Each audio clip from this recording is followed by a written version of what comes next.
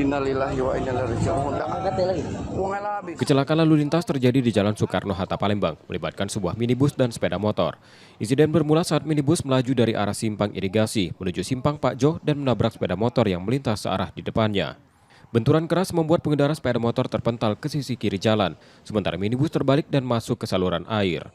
Kedua kendaraan mengalami kerusakan berat, sedangkan pengendara sepeda motor menderita luka serius.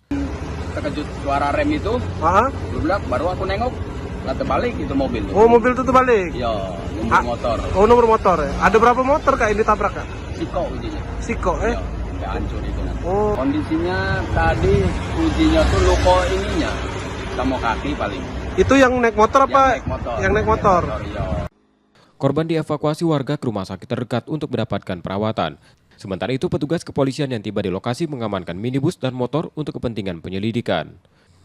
Reski Oktora, Muklas Diferensial, Kompas TV, Palembang, Sumatera Selatan.